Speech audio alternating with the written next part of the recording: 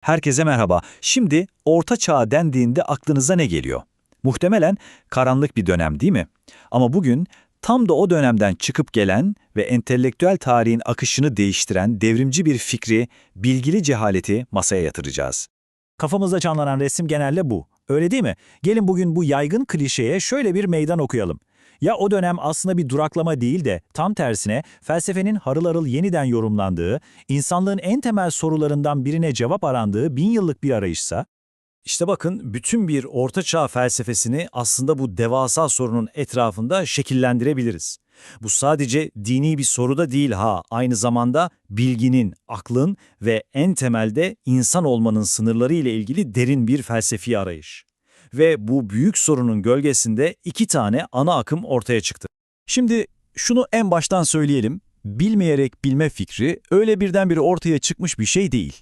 Yüzyıllardır devam eden köklü bir mistik geleneğin parçası aslında. Nikolaos Kusanus'tan çok önce bazı düşünürler aklın sınırlarına çoktan gelip dayanmışlardı bile. Bakın, tarih 5. yüzyıl. Augustinus, Docta Ignorantia yani bilgili cehalet kavramının ilk tohumlarını atıyor. Ona göre bu, aklımızın yetersizliğini kabul ettiğimiz noktada ilahi bir yardımla ulaştığımız çok daha üst bir anlayış biçimiydi. Bu mistik damar yaklaşık bir asır sonra Pseudo Dionysius'la devam ediyor. Onun bu çağrısı rasyonel bilginin yani mantığın bittiği yerde bir sıçrama yapma arzusunu gösteriyor bize. Bilmeyerek çabala. Ve işte Kusanus'tan hemen önceki dönemin harika bir özeti. Bonaventura bize bu fikrin Orta Çağ'ın sonlarına kadar ne kadar canlı kaldığını ve nasıl geliştiğini gösteriyor. Yani Kusanus'un yapacağı devrime zemin hazırlayan zengin bir miras zaten vardı. Ama bu madalyonun sadece bir yüzüydü. İşte madalyonun diğer yüzü de bu, skolastisizm. Onların derdi inancı akılla sistematik hale getirmek, her şeyi mantık kategorilerine ayırmak ve kanıtlamaktı. Tabi bu da mistik gelenekle arasında ciddi bir gerilim yaratıyordu. Bu akılcı yaklaşımın belki de en tepe noktası Anselmus'un o meşhur ontolojik kanıtı. Fikir aslında çok basit ama bir o kadar da iddialı. Diyor ki, zihninde kendisinden daha mükemmeli düşünülemeyen bir varlık hayal et. Böyle bir varlığın var olmaması bir eksiklik olmaz mıydı? O halde bu varlık gerçekte de var olmak zorunda.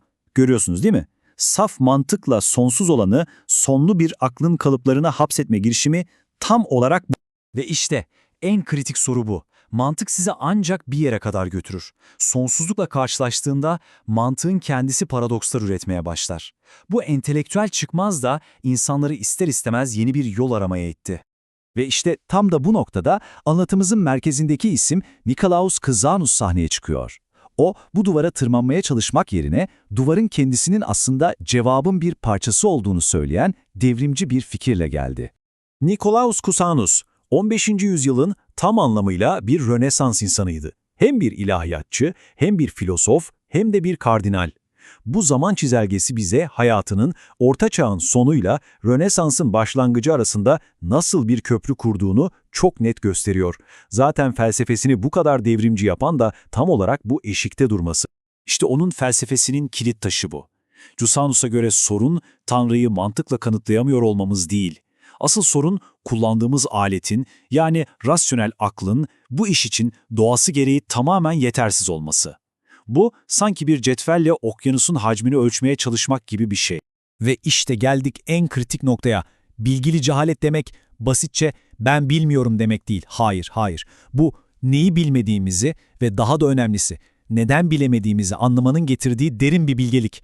Kusanus'a göre aklın o duvara tosladığı an pes ettiğimiz yer değil, tam tersine gerçek felsefi yolculuğun başladığı yerdir.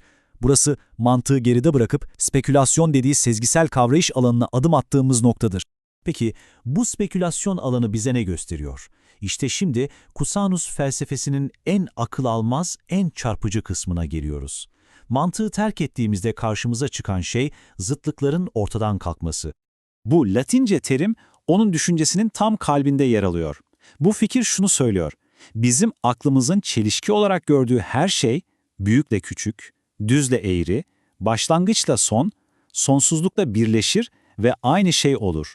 İşte bu tablo, Kusanus'un ne demek istediğini mükemmel bir şekilde özetliyor.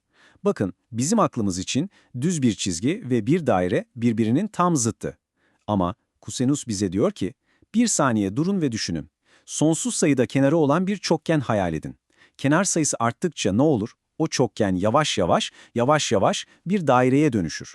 Sonsuzdaysa artık o bir dairedir. Veya tam tersini düşünelim. Yarıçapı sonsuz olan bir daire. Onun eğriliği o kadar azalır ki artık o düz bir çizgiye döner. İşte coincidentia oppositorum tam olarak bu demek. Sonsuzluk aleminde bizim aklımızın bunun zıttıdır diye kurduğu bütün o ayrımlar, bütün o çelişkiler hepsi buharlaşıp anlamsızlaşıyor. İşte bu yüzden Cusanus'un düşüncesi sadece Ortaçağ felsefesinin bir zirvesi değil, aynı zamanda modern düşünceye açılan bir kapı. O, entelektüel tarihte gerçek bir dönüm noktası.